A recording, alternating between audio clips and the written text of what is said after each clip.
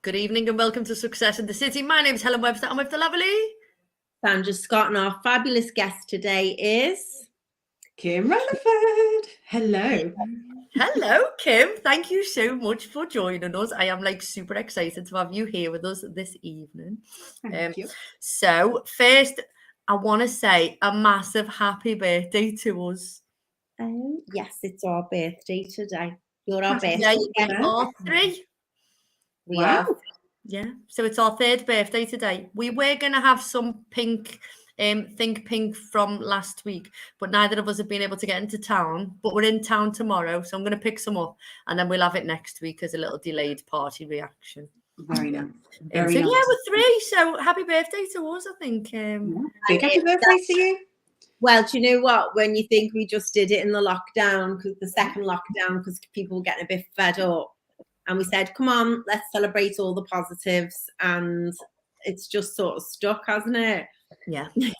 And we've met some really, really cool people, haven't we? Yeah, definitely. Well, that's so much. If you think we haven't had a guest, there've been a couple of weeks where we didn't have a guest or we didn't have a show. So probably overall we've had 150 guests and we've had a couple on twice. How good's that? Very good. 150 dead cool people doing really cool stuff. Brilliant people, of which you're one of them. So we're going to find out. I know. So the very first thing we do is we shout out to the kids, any little people who've done amazing things this week. So I am going to shout out to James and Hannah Walker. So I babysat last Thursday night so that Charlie and Rach could go to James's parents' evening. And they'd been to, he's only 5, and they'd been to Hannah's parents' evening, she's only 4, the day before. And they both got outstanding parents' evening. They said that they were good, and they are gorgeous. So it was hilarious. So I babysat them. I said, what do you think they're going to say? He said, I think they'll say that I'm very kind and I've got good handwriting.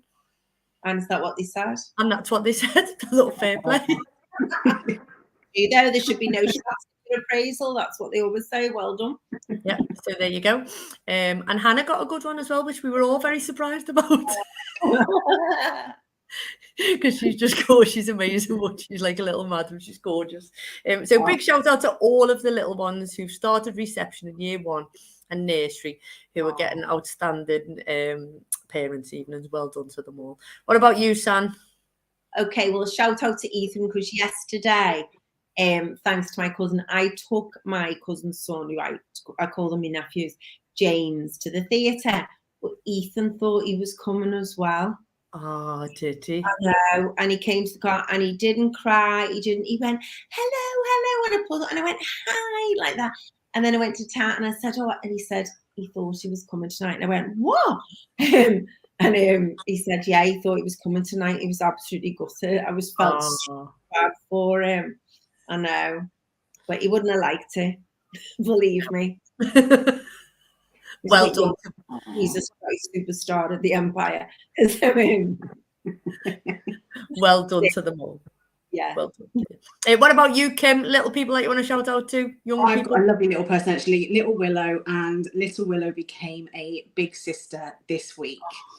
And she was excited, but not excited as well, knowing that she has to share everything. But she has been absolutely fantastic, welcoming the little sister into the family, being very protective. And her favourite word now is, "Hiya, little sis." So yeah, she's getting on with it brilliantly. Brilliant. Well done to them all. Well done. Fabulous. Success for you personally, that's happened this week. What has happened to you? Well, go on, Kim, you can go first. This week, for me, I have just launched 2 big memberships, which it's not that it's successful on a business level, which of course it is, but actually it's successful on a personal level because I am not the most tech savvy person in the world. And I've had to learn to use this new technical database to do it. And I've managed to not ruin anything yet. That in itself is a huge win for me. So that's my success. I'm becoming technically savvy. And new skills? Yeah, it's brilliant success. What about you, Sam? Mine's a long awaited one. So after having physio and everything, you know, I had a car accident in March, all the rest of it. I've gone back to the gym, and I joined the gym, and it was the gym you recommended to me and all the rest of it, and it is lovely. And I went on, I set the membership up for Saturday, and I went on Saturday, and I did yoga, and then a full-on yoga on Saturday. That's not the correct title, but it was full-on. And then the next day I did yin yoga, which is far more chilled out, but longer stretches and meditation afterwards. And I floated out the gym. It was brilliant. And then I met the PT, and that was really cool. But I had physio today because I've just finished, and I was like that. These stomach muscles from the yoga, and the guy was going, "That's really good." It doesn't feel like that. But so I've started on my journey, and to make it financially viable, I have to go so many times a week. So I'm taking that off as I do that. So that's my motivation. So I'm really pleased with that. It's a big step. So there we go. Well done. And it's a big step for like your physical and mental well-being, isn't it? So brilliant, because you are super busy at the moment. So it's good to have that. I'm busy, yes. What about yourself? So my success is that I went to see Peter Pan Went Wrong on Friday night. I have never, ever belly laughed so much in the theatre. It was absolutely hilarious. I wasn't really sure what to expect. It just popped up on Facebook, and I said to Phil, I'm going to have a look. Anyway, got us 2 tickets, and it was just hilarious. Like the tears, it was hilarious, absolutely hilarious. Very, very clever the way it's done.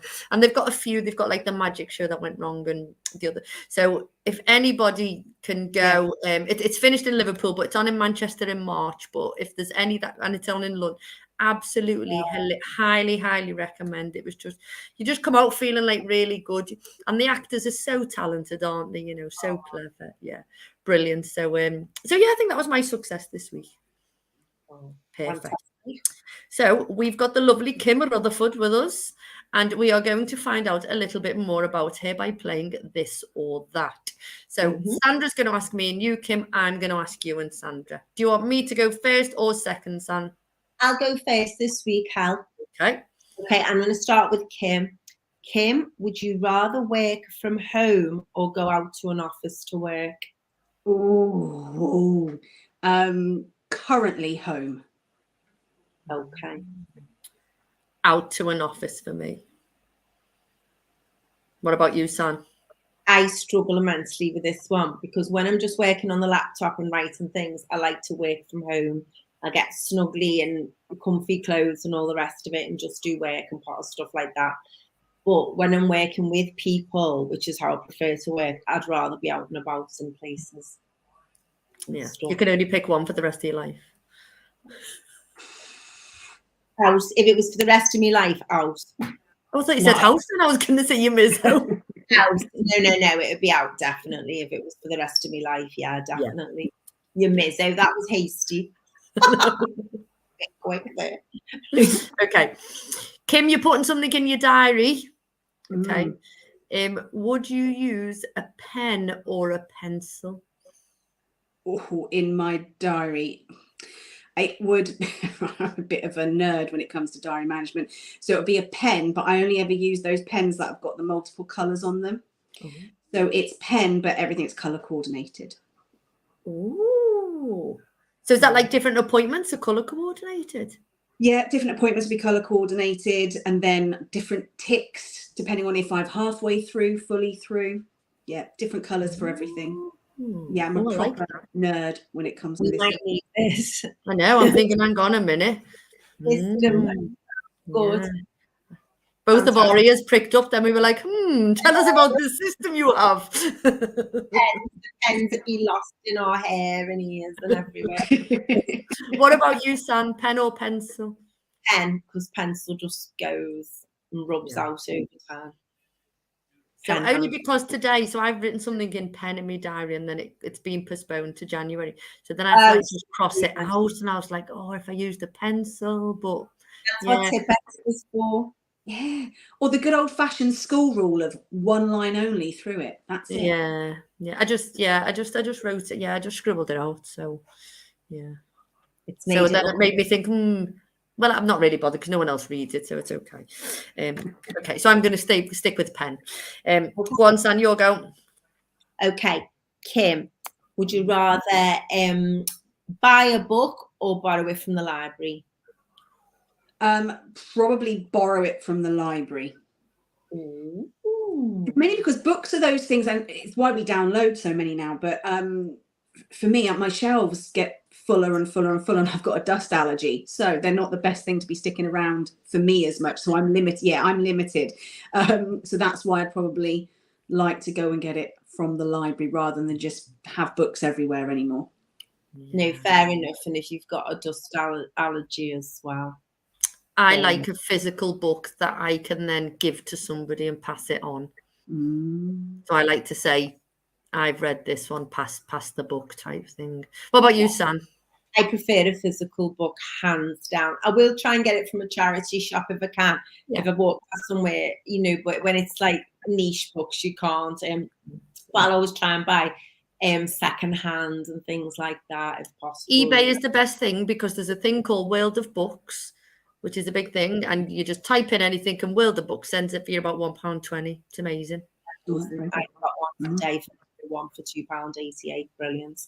It's brilliant. It's brilliant. So yeah, it's not only audiobook, really good. Excellent. Brilliant. Okay.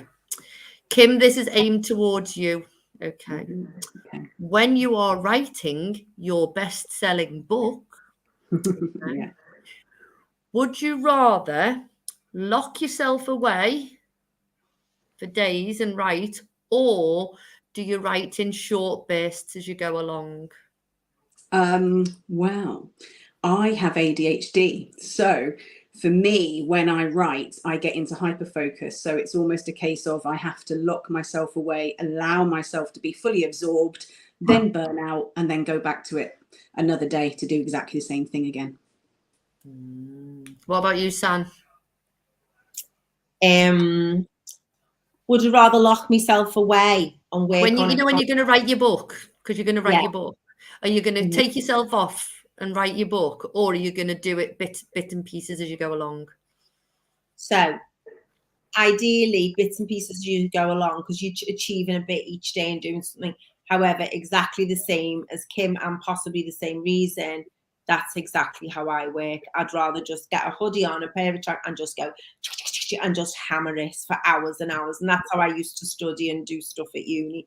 Just sit 5-10 hours, get it all done. Just get up, drink coffee, and then done. And that's how I tend to work over stuff like that. It's not the best thing. And in business and in the workplace, you do things as you go along. But, and super fast, because I know we're doing this and that, ask me about the book I'm got at the end, because it's about doing just that. What you've just said there, Kim. Oh, fabulous. I love that. That was a good question. So for me, because I'm not a lover of writing things, I would, so I've had to do 2 500-word little articles for a publication. Wow. And I've like typed away, then I've gone off and done something else. Then I've come back and read it and then totally changed it. Then I've gone off and come back. So for me, I would say bite size works better for me. I get myself all flustered if I'm there for too long. Yeah, fair enough. But I sit and do a maths book all day, which is a bit weird, isn't it? Yep. Go on, Janet, your go. Okay. So, Kim, again, relating to what you do, would you rather give a presentation online on Zoom to numerous people, or would you rather stand up and give a talk if it was a book launch, for example? I like the energy in the room. So if I'm going to do a presentation, I prefer to be live and feel the energy. And you can see the faces and how people are reacting. So you can then react to that. You can't really do that as much online. Yeah, absolutely. Same 100%. Same, definitely, yeah. Cool. Okay, my very last one. Okay. Would you rather have, because it's freezing cold, would you rather have a bowl of scouse or a bowl of curry? Probably a bowl of scouse. What about you, San?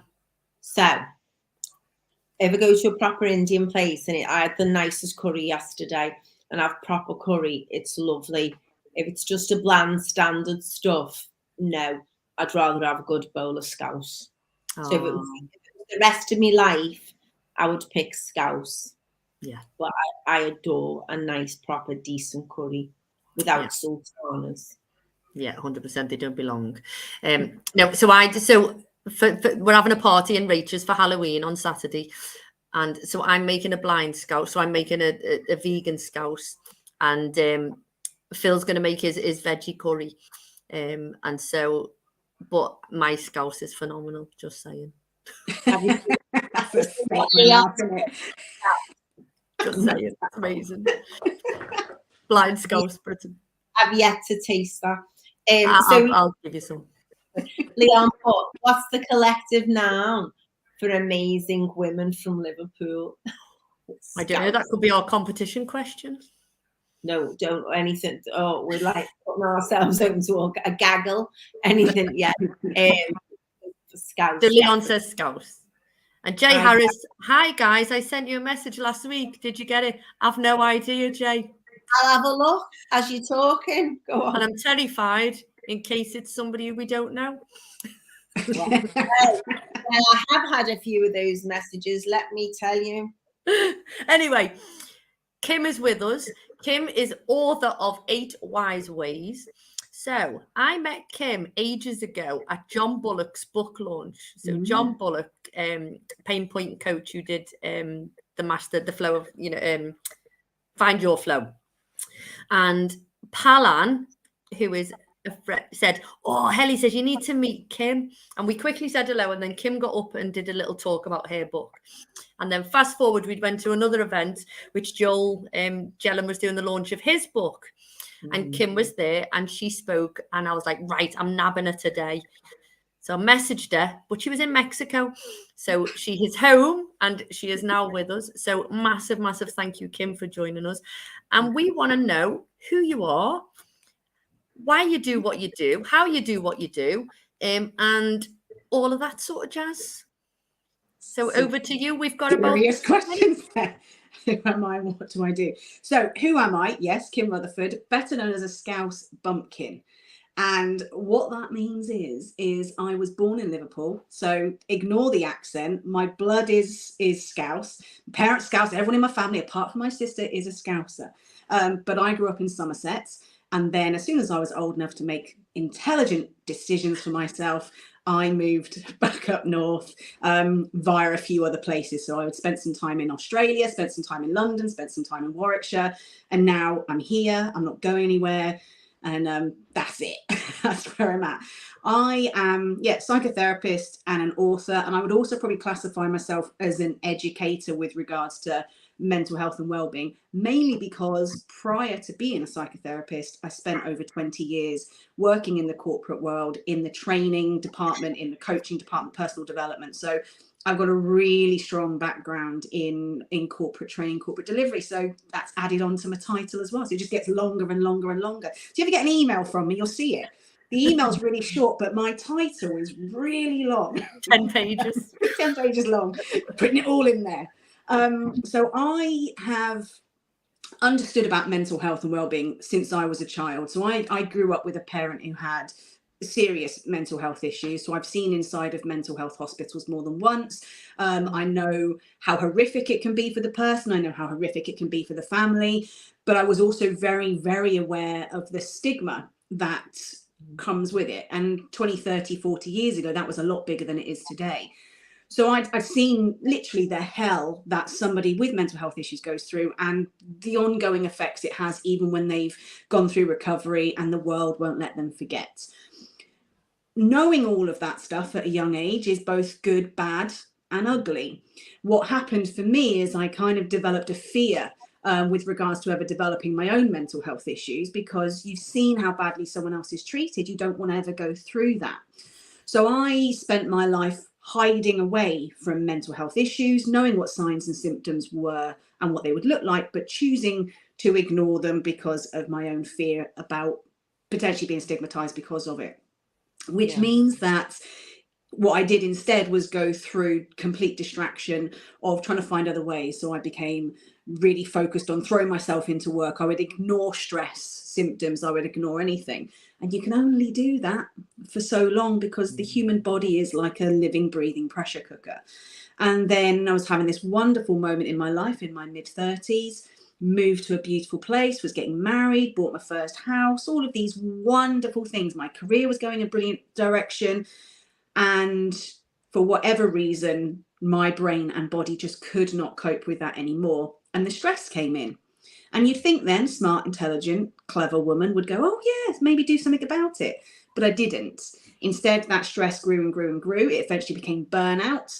And for anybody who doesn't know what burnout is, it is complete mental and physical exhaustion, and your brain shuts down. The cognitive function, which is in the prefrontal cortex right here, shuts down. And mine shut down on the M50 whilst driving to work one morning. And I was coming off of the M50 and just kept going. Brain just didn't know what to do. I was so my foot's on the pedal, I'm going. And I'm incredibly lucky. That was a young girl who was late for college that day, was speeding, and she hit my car so hard it stopped, it pushed my car off its wheels and stopped me in my tracks. Otherwise, I would have just veered straight over onto the motorway and I would not be here anymore. You'd think then I'd say, yeah, let's do something about this. But no, I didn't. 3 days later, I went back to work and kept doing it.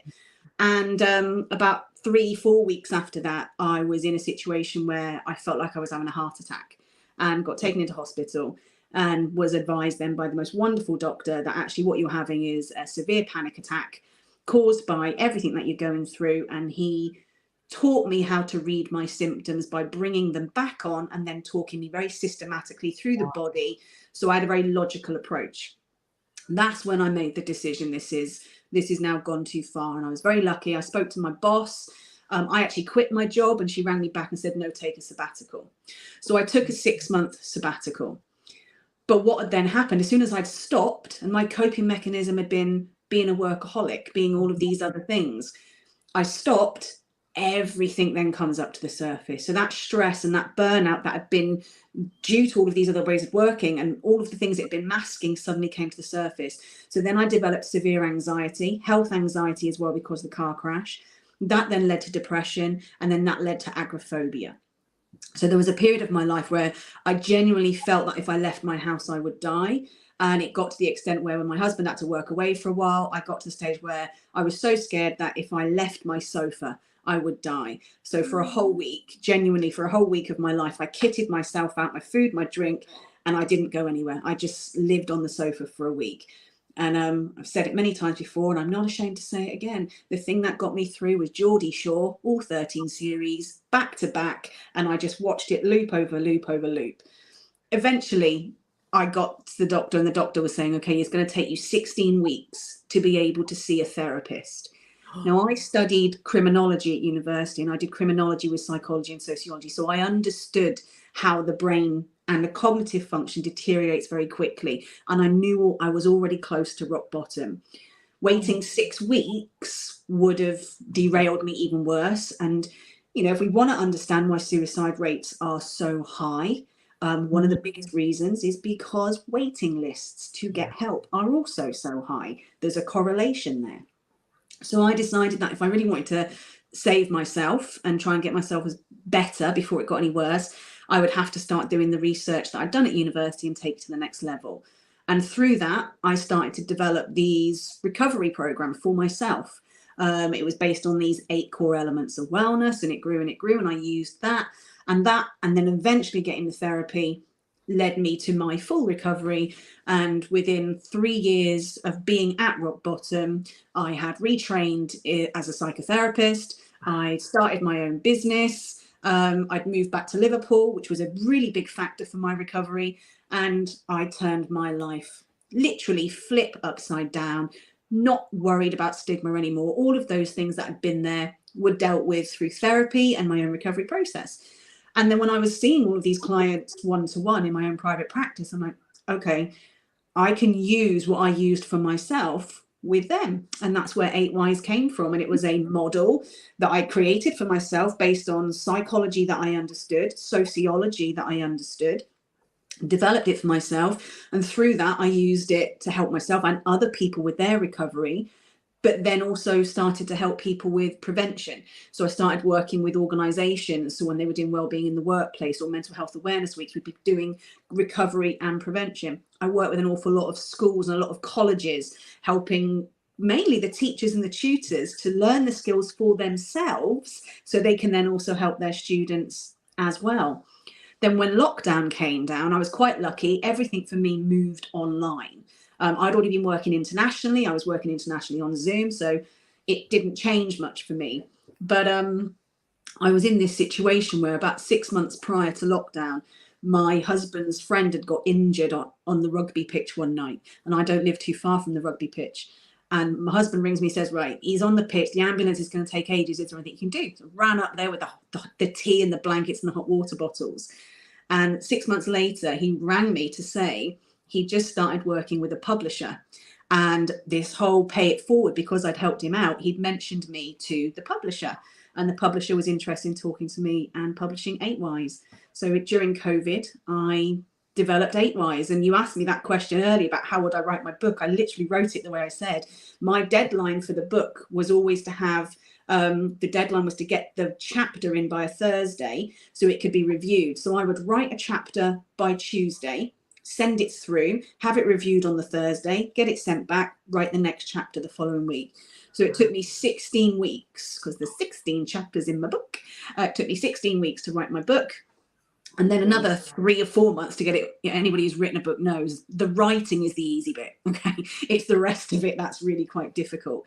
So then the book came out. And then people were saying to me, this book's brilliant, but maybe we should offer some support and resources to go with this. I was like, okay, let's put a 12-week journal out there to help people, what I call live the 8 Whys way. So you've got a journal to help you with those first 12 weeks. And then people going, yeah, but what if people are doing this whole year of health? I'm like, okay, right, let's put a 12-month planner to place then. So I did a 12-month planner. And then someone said, you know what, it'd be really good if you just did something with basically 8 wise ways for each element of your model that gives people an idea of what they could do straight away. And so a pocketbook came out as well. So now I've got these 4 books out. And then I was like, okay, but not, and I understood there was a financial crisis coming along. And I know not everybody can afford a therapist. And if you can afford a therapist, I do recommend you go and see one. I'm not just saying because I am one, but they are worth their weight in gold. Just talking to someone who doesn't judge you is worth its weight in gold. But I appreciate not everybody could afford it. Waiting lists were long and not everybody can afford a book.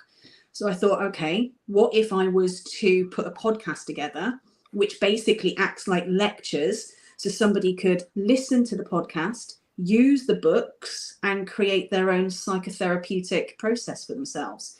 So I then brought out Live the 8 Whys Way, which is a 40 episode podcast, each episode linking to different topics, linked to the book, and you can take yourself through it end to end.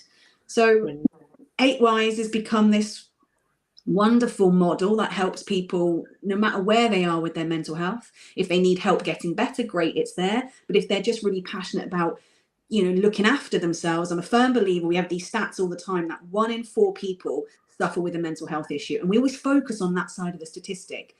The scariest side is that 3 in 4 people are constantly at risk. And very, very little is done to support those people. And people don't know where to start.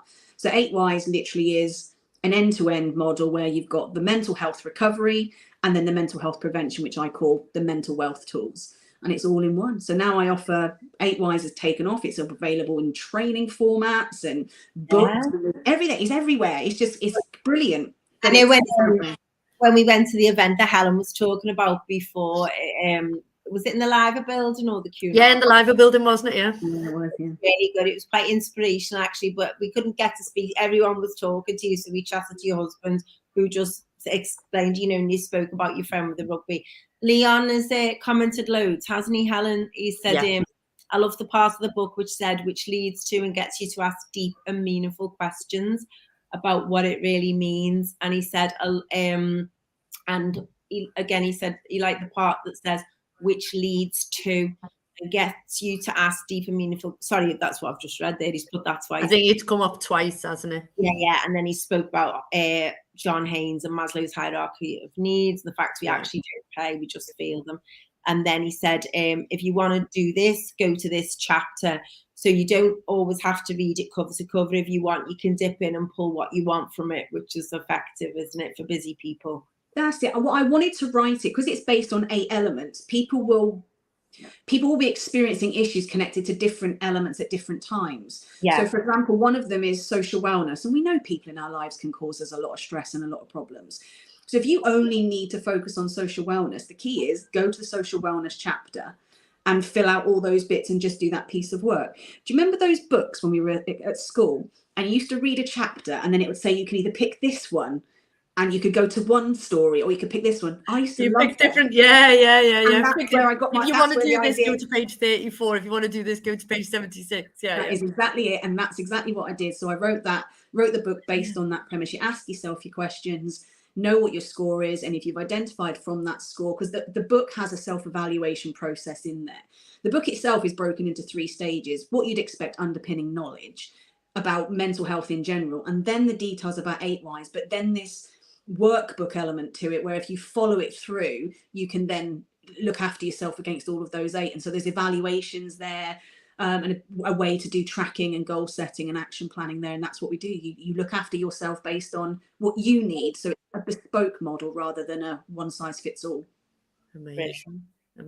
I absolutely love it. I love the whole concept of it all. I love that you've got the journals. I love you've got the pocketbook. I love that you do the training. And it's really interesting what you said about teachers. You know, by looking after the teachers, they can look after themselves to become better humans themselves, but then also they can pass the knowledge and filter it down to the younger generation, which is so important now, isn't it? 100%. And that's the same like with teaching, with parents, with carers, etc. If you're in a good place yourself, you can lead and you can inspire. If you're struggling yourself, it's probably very difficult to inspire young people and support them, you know. So it's about, you know, it's about giving yourself a better toolkit as well, isn't it, professionally?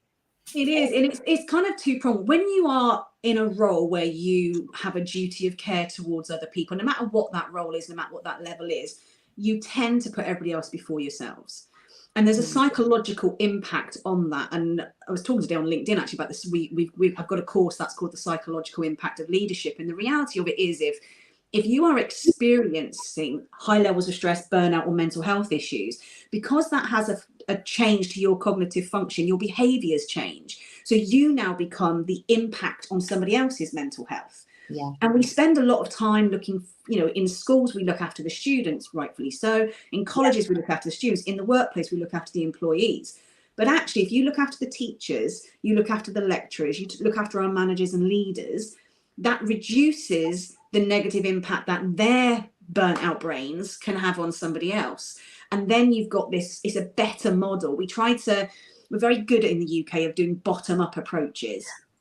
They always fail because if you bottom up means you've got no buy-in from the top really. Whereas if you can go top down and you can actually get people functioning at their best, performing at their best, mentally, physically, professionally, behaviorally, they have a positive impact on the wider workforce or the wider school or the wider colleges. And that's when you really see people's lives changing and people being really looked after. That's when duty of care comes into full fruition.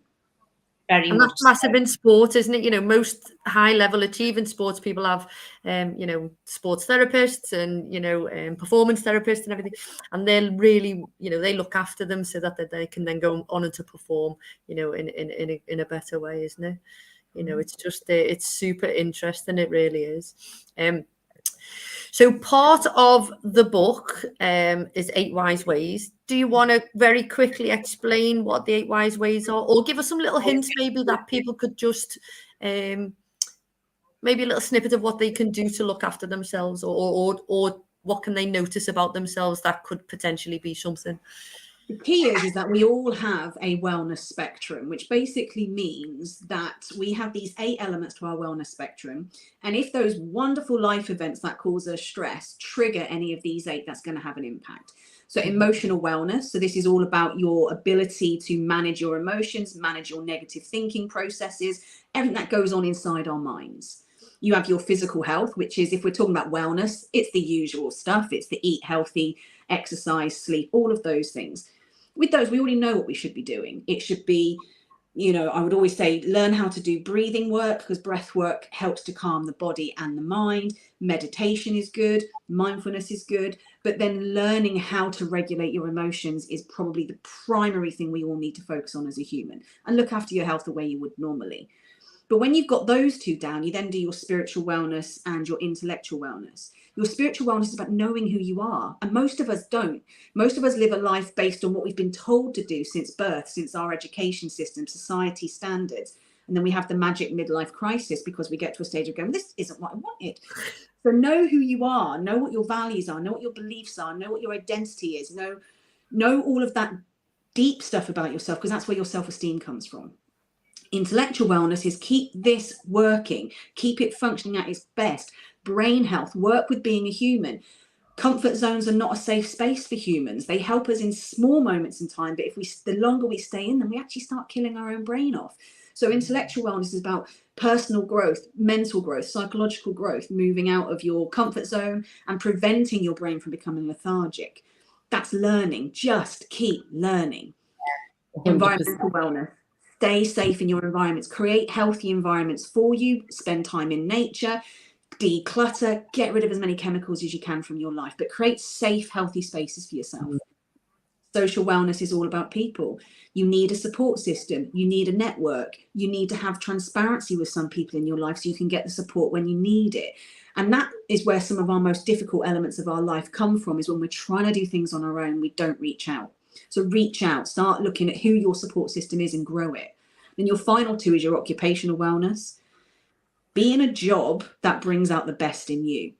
That's the best we can do. Stress tends to come from when we're not happy in our workplace already, and then we don't want to talk to people about it, on top of all of these parts of the role that we don't like. So be in jobs. You're going to spend more time in work than you're ever going to spend with the people that you actually love and like in your life.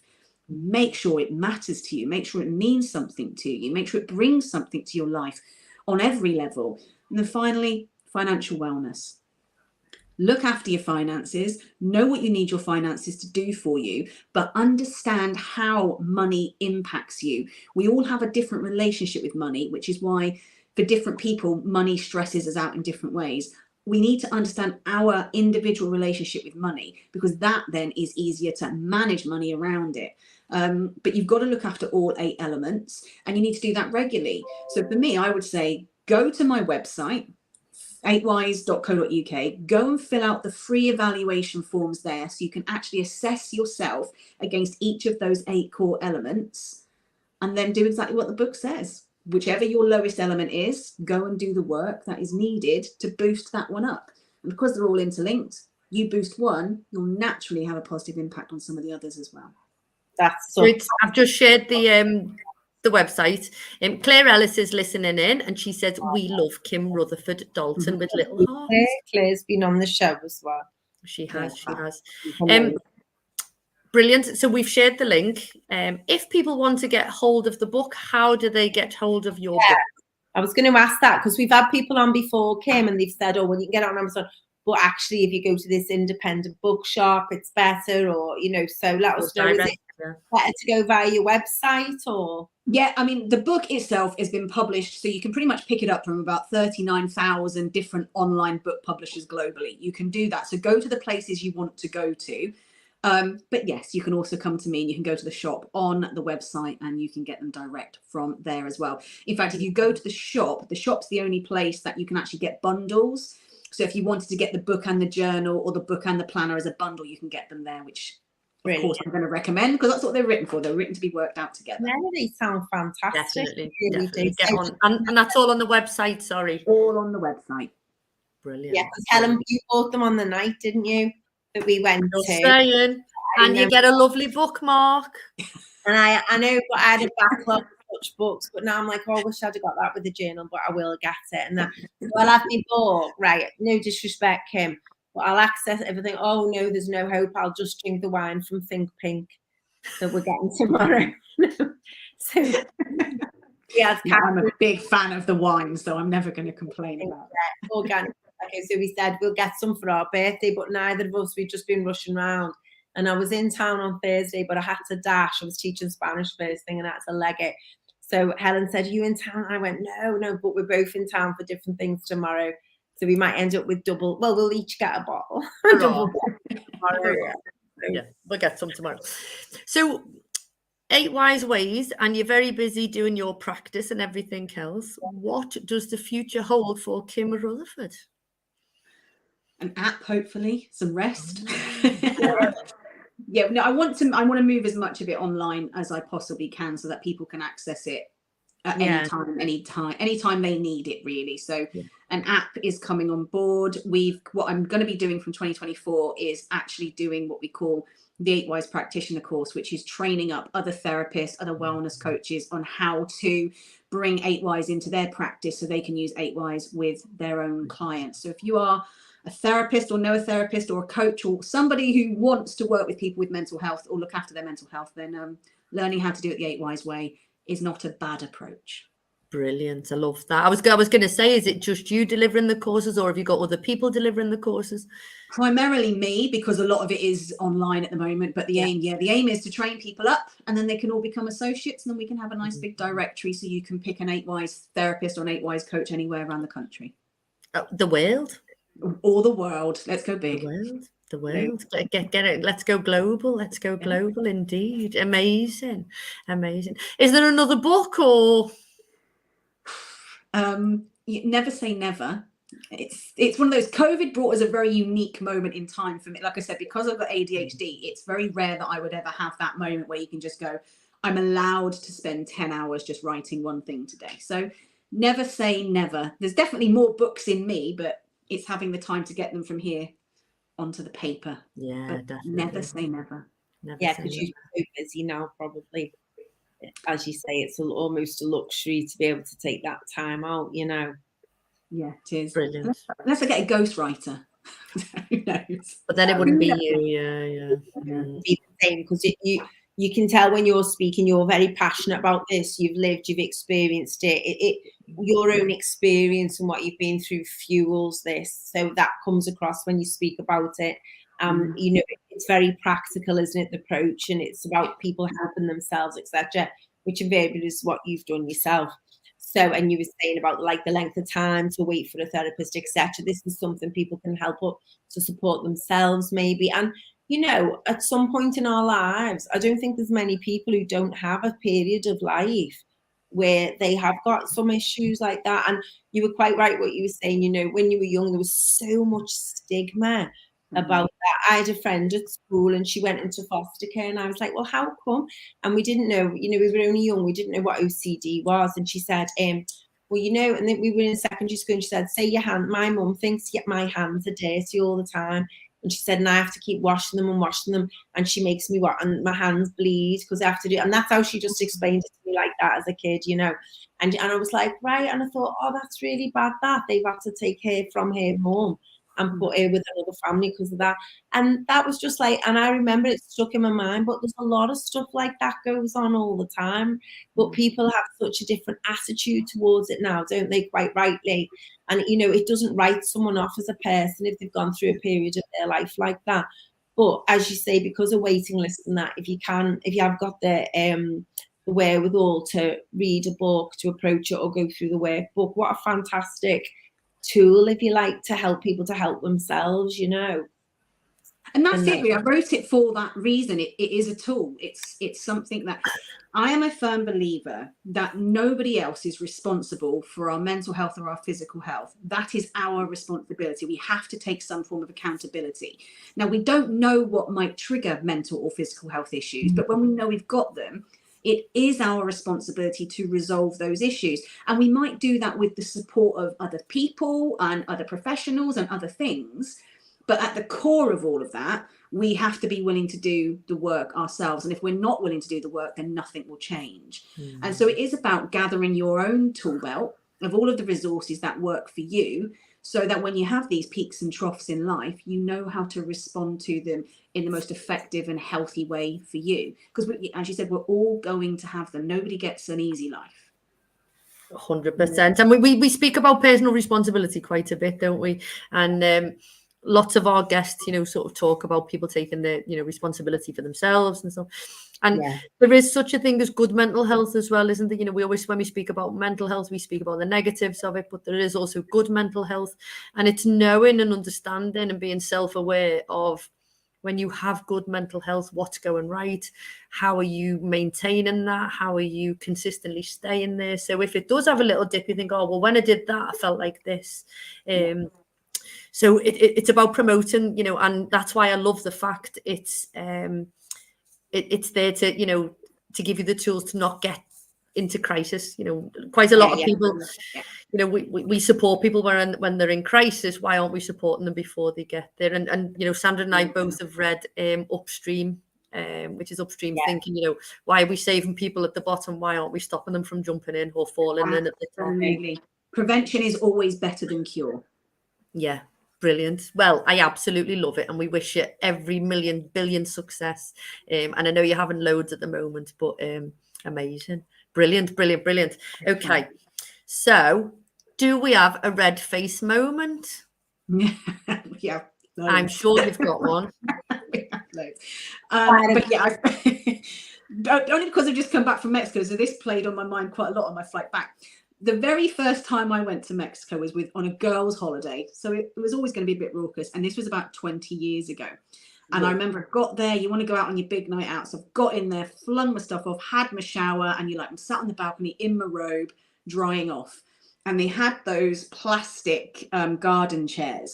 And somebody had obviously broken the chair before they'd left. And so I sat on the chair. The legs went in 4 different directions. Oh, literally on the balcony, legs akimbo, robe open, and that was my introduction to Mexico. So yeah, that is one of the many embarrassing moments I had in my life. Hello, Mexico. Hello, Mexico. Oh, that's hilarious, but it's just exactly the type of thing I do.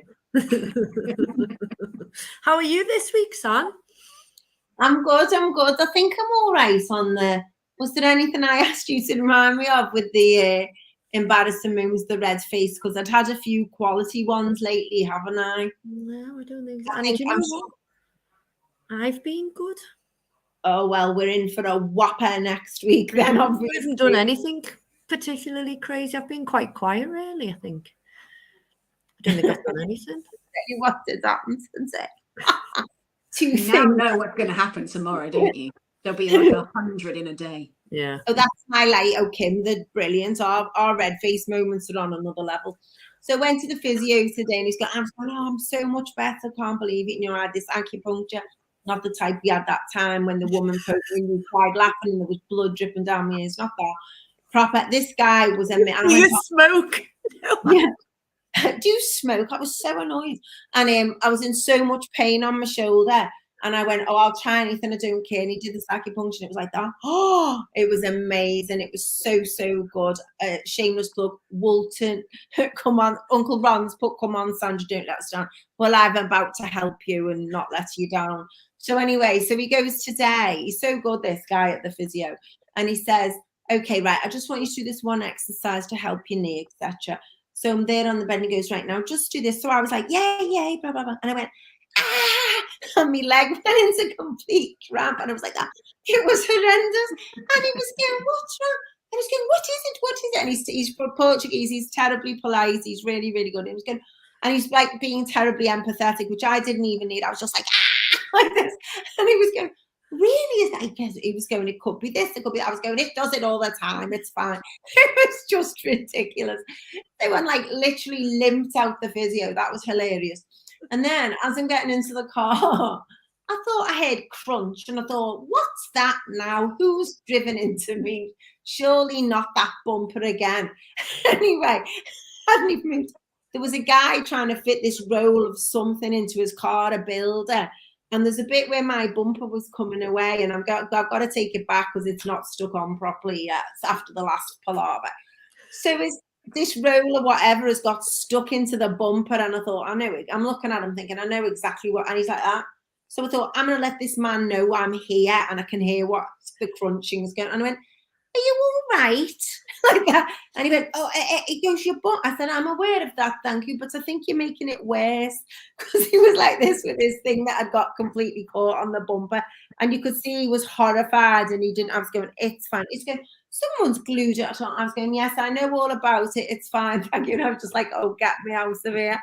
So that all happened within the space of 15 minutes, both incidents. So I got home and what have you, and that was that. So that wasn't too red-faced. That was just a normal day for me, really. Brilliant. Helen, have you been spared this week? No, I think I've been spared for the past couple of weeks. I think I'm doing all right. Oh, that's quality. You'll be tumbling down the stairs in the Empire then next. No, I think I'm good. I think I'm good. Okay, shout out to the grown-ups, any grown-ups who've done amazing things. I'm going to go first because I'm going to give a shout out to our very good friend Palan Zood. Yes. So Palan is so Mama Sood is his mum, isn't it? And she does all the chutneys. Nitu, who was our guest, who was gorgeous, and then Sandra and I went back and did the chili challenge, which was amazing. I had bad FOMO because you were poorly that week, weren't you? So Palan he's just fab. He's gorgeous. He's also got a marketing agency called Sood, and on Friday night he won the Employer of the Year in the St. Helens Chamber, and he was all dapper in his little dicky bow and everything like that. And he's just gone from, so he was on the Growth Catalyst program with me, and he's just gone from here to there, and he's just phenomenal. But what he does with his staff is absolutely brilliant. He looks after them all. Nitu cooks for them all, and she's just amazing. So it's a very, very well-deserved award. So I'm mega proud of him, and a big shout out to Palan. Yeah, because he does the fun day, he does big staff days. He does loads. He's just ace. Yeah. And that's what you were talking about before, Kim, about leadership, and it coming from the top, going down to looking after people. Exactly. Yeah. We should all be better leaders. And you hear about people when they work somewhere that's not like that, and you just listen in horror, don't you? And it's just not the way people are. So if you're one of those leaders, sort yourself out. Get Kim in to sort you out. Get me in, yeah. Brilliant. What about you, San? Who are you shouting out to? So a few, but last week, I shouted out to Danny and we spoke about that board. So I've got my sweatshirt on today because there was a post out saying, look, we're doing all the merchandise, we're still doing the acts of kindness. So all of Team DDB, I can vouch for this because I don't know when they sent us these sweatshirts a while back. Was last year, wasn't it? This thing has been in the wash that much, I can't tell you. They are such good, thick quality. They just wash and wash and wash and wash. Because the pink one does get rotten very quickly in my world. So it's really good quality. So shout out for them because that was hard, and they said they're supposed to do meal arrangements and all the rest of it. And he's one of the ones we said we'd had on the show twice. There weren't many. So shout out to Brian Quinn from Corporate Connections because they're launching in Liverpool now, and he's worked so hard. Brilliant. To get that group going. He really has. So they've only got them in London, Birmingham, and Liverpool. No other city in the UK has a Corporate Connections yet. They're global, they're all over the world, but so we're in the top 3. So well done. Brilliant. See, that's what happens when you come on our show. Anything on it. Life-changing. It is. Oh, you watch now. You wait now. You'll be on telly and everything, Kim. You think you're busy now? Wait until a couple of weeks, you'll be all over the place. I've taken over from Holly on this morning. That'd be it. Yeah, she's gone now. Yeah, there's a space. Get in there. No, but she's never mind. Let's not go there. Kim, who are you going to shout out to? Which grown-ups? I am shouting out to a lovely guy called Luke Cooper, who is an architect, and he runs his own architecture company called Architecture Emporium. And Luke, bless him, his mum died of a brain tumour a few years back, and he started a charity in her name, which is called Live Life for Julie. And recently, him and a big group of people decided to cycle from the Liverpool to Leeds Canal on what was torrential rainy weekend. Oh, they did it Everybody survived just about, but they've just had the numbers back in, and they raised over £20,000, which is all going to brain tumour charity. So they've done an amazing job, amazing bunch of people, and he's done fantastic setting this up. And I think they do that cycle every couple of years now. So if anyone wants to cycle and raise money for charity in a couple of years, it'll be coming around again. Yeah. Oh, listen, Kim, we only did the support vehicle for a gang of cyclists for this poor chap. It was horrendous, and we felt dead bad. And they were going, "You guys have been amazing," as we were giving them water. We were absolutely mortified. It was just shameful. We drove, didn't we? We drove to Conway, and because they came on the show, and because we got loads of charities coming on, because we try and give them a voice for all the good they're doing locally. So we can't ever affiliate to one because there's so many. But this one came on, and we were like, "Oh, for God's sake, this poor kid!" And so we just got involved with it, and the sponsorship money we get, which is very small amount, we just put back in, and we provided all, because we do it all voluntarily. Anyway, so we had a brilliant time, didn't we? But we felt awful about it. And we were like at speak at 7:30 in the morning, and we got home. What time was it? You drove 10:30, wasn't it? Yeah, but they'd cycled. And we were shattered. They must have just been dying, you know. And this one goes to me, "You look tired." I was mortified, absolutely mortified. We were very good motivationally, though, and we gave snacks and drinks. I think we did it very well. Yeah, we felt good. We had a toasty and a coffee in a nice cafe, and we were like that. And it was raining. It was terrible. My husband did the cycle, and he had 7 punctures. 7. To the extent where halfway through the cycle, he had to get somebody picked him up. They took his bike to a bike shop to get repaired, dropped him back, and then he finished the cycle. Oh my days! Fair play to him. That's so good. Well done. I'm also going to do a quick shout out to me dad. Oh, can you see? Is that wood? Yeah. He's amazing, isn't he? So he's made this out of 1, 2, 3, 4 pieces of wood, and then he sticks them all together in a block, and then he puts it on the wood turner and turns it. So this is quite a biggish one. So yeah. He's so talented. It's a big shout out to me dad. He's dead clever. Yeah. He's made some gorgeous snowmen, and he's made some Christmas trees as well. Oh, he's so talented. Yeah. Brilliant. Leon wants a wooden bowl. I'll ask Ray for you, Leon. He's amazing. He's got loads of wooden bowls. Okay, so what are you reading at the moment? What is your book or your podcast? Crikey, I'm not reading anything at the moment. I won't lie. I should be, shouldn't I? As an author, I should be reading books. You might be having a little bit of I am having a bit of, mainly because I'm in the development stages of a new course, so I'm writing more than I'm reading at the moment. Brilliant. So someone came on our show, we can't remember who, and recommended this one to me. I think that might have been Neil. Oh yes, it will have been Neil. I need to tell him that I'm reading it. It's absolutely brilliant. And Kim, it's full circle, because it's what you said at the beginning of the show. So when he talks about, or Cal, he or she, it's a man reading it, because I'm listening to the audiobook as usual. Talking about immersing yourself in something, and how people have an approach, and people who are high flyers, they're removing themselves from all the distractions. So like, I'm living my day trying to do documents, emails, back to this, emails, where if you just go, no, block that off, hammer your task and what you're doing, you're more likely to get a result at the end of it. And that you mightn't be out socially and things like that for a bit, but you'll produce what you want to produce instead of just wasting your time all day long. Brilliant.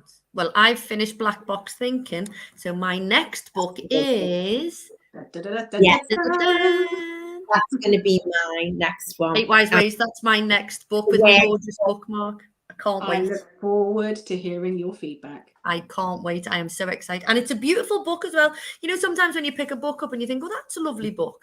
It's a lovely book to hold, and it's like all shiny and it's lovely. But also, probably as well, correct me if I'm wrong, Kim, it's not just for people who maybe think, well, I've got a mental health issue. Also, it's just like a nice, positive way to be, presumably, is it, as well? Yeah, mental health, we've got to look after our mental health. It should be just a way of life. I remember I was doing that. It was actually at one of Claire's events, the lovely Claire Ellis. I was at her event, And somebody said to me, I read your book and I basically realized it was the blueprint for mental health and everybody should read it. And that's why I'm reading it. I'm pretty cool, but I'm reading it just as because it's a cool thing to read and everybody's raving about it. Leon says, Sandra, try the Opal app on your phone for blocking out the noise. I'm on it now. He's very good at things like that. Okay. We want to say a massive thank you, Kim. We know you're super busy and you've given your time. So everybody get over to www.8wise.co.uk. Have a look at the book. Have a look at the packages. Try the little test and see how you feel. And if you want to buy one, buy it through the website because that's better than buying it from other independent books. Buy it from Kim direct. Absolutely. Yeah, support local.